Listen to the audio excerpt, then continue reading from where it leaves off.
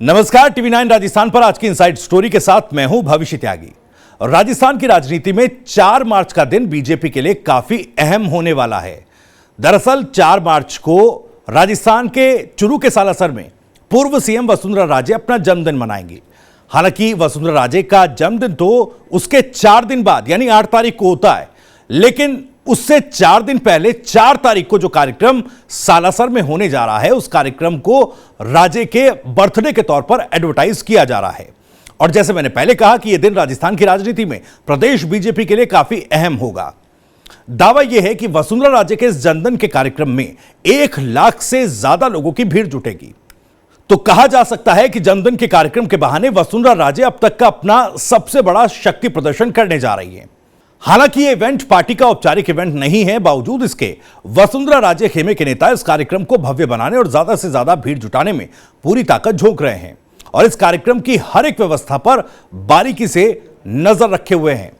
सवाल यह है कि आखिर वसुंधरा राजे इस बड़े इवेंट या यूं कहें कि शक्ति प्रदर्शन से किस किस को और क्या क्या संदेश देना चाहती है। वसुंधरा राजे को लगातार देवदर्शन और धार्मिक यात्राओं में देखा गया। राजनीतिक पंडित कह रहे हैं कि राजे खुद को आलाकमान के सामने सबसे प्रबल सीएम दावेदार के तौर पर स्थापित करने में लगी हैं।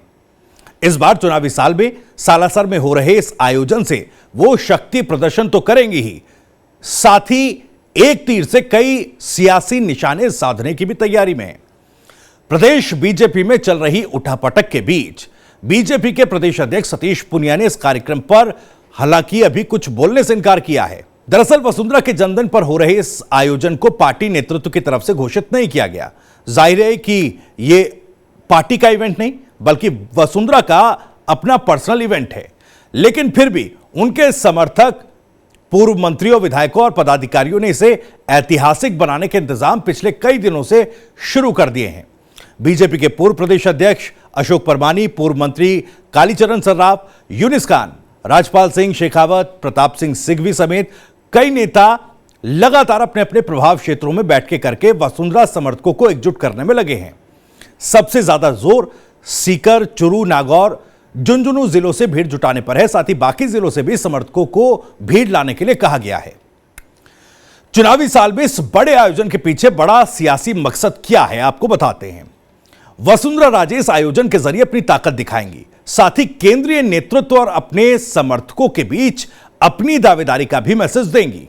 लेकिन किस किस को और क्या संदेश देने की कोशिश वसुंधरा कर रही हैं, ये आपको समझाने की कोशिश करते हैं बिंदुवार तरीके से। दरअसल पहला संदेश क्या होगा? शक्ति प्रदर्शन से जेपी नड्डा और प्रधानमंत्री मोदी को संदेश देने की कोशिश है। इस बार बीजेपी का केंद्रीय नेतृत्व चाहता है कि चुनाव में किसी चेहरे को आगे न करते हुए पार्टी सिंबल पर चुनाव लड़ा जाए, लेकिन वसुंधरा इससे उलट चाहती हैं।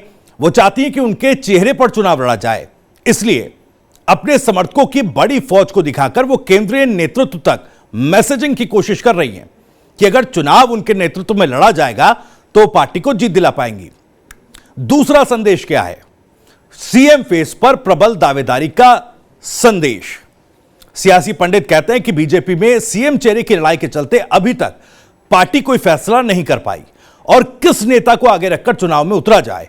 ऐसे में बीजेपी में आम राय यह बन रही है कि इस बार कोई भी सीएम का चेहरा नहीं होगा। वहीं वसुंधरा की कोशिश है कि वो अपने समर्थकों को एक साथ जुटाकर पार्टी और लोगों को यह बताना चाहती है कि वो सीएम फेस की प्रबल दावेदार हैं। वहीं इस आयोजन का तीसरा संदेश क्या हो सकता है कि राजस्थान का सबसे ताकतवर नेता और सबसे बड़ा चेहरा कौन है? दरअसल इस कार्यक्रम में जुड़े समर्थकों की बड़ी भीड़ के जरिए वसुंधरा अपने आप को राजस्थान में बीजेपी का सबसे ताकतवर चेहरा दिखाने की कोशिश करेंगी। पार्टी में अभी वो राष्ट्रीय उपाध्यक्ष हैं, लेकिन राजस्थान की राजनीति में पिछले 4 साल से वो पार्टी कार्यक्रमों में कम ही दिखाई दी। ऐसे में चुनाव से पहले जन्मदिन कार्यक्रम में भीड़ जुटाकर वो दिखाना चाहती हैं कि राजस्थान बीजेपी में उनके बराबर का कोई नेता नहीं है। सबसे बड़ी या यूं कहे कि सबसे ताकतवर नेता वसुंधरा ही है। अगला संदेश क्या हो सकता है? समर्थकों को बांधे रखने की रणनीति संदेश और साथ साथ रणनीति भी है। राजनीति के जानकार ये मानते हैं कि वसुंधरा राजे अपने समर्थकों को बांधे रखने की कोशिश लगातार करती रहती हैं। वो पिछले 3 साल से लगातार अपने जन्मदिन का कार्यक्रम प्रदेश के अलग अलग हिस्सों में मना रही हैं। इस कार्यक्रम में उनके समर्थक नेता कार्यकर्ता बड़ी संख्या में जुटते हैं। पिछली बार बूंदी के केशवराय पाटन में उन्होंने अपना जन्मदिन समर्थकों के बीच मनाया था और इस बार भी इस आयोजन के बहाने उनकी कोशिश है कि चुनावी साल में उनके समर्थक उनसे दूर होने के बजाय जुड़े रहें और ये संदेश पब्लिक के बीच भी रहे, आला कमान के बीच भी रहे और तमाम जो उनका विरोधी खेमा है उनकी नजरों में भी रहे कि देखिए उनकी जो पैठ है वो बनी हुई है। वहीं एक और इसमें फैक्टर आता है, वो है पुनिया राठौर को घर में चुनौती वो दे रही हैं अपने विरोधी खेमे को, इसको भी समझना जरूरी है। दरअसल सालासर चुरू जिले में है बीजेपी प्रदेश अध्यक्ष सतीश पुनिया और विधानसभा में उपनेता राजेंद्र राठौर दोनों का गृह जिला चुरू ही है।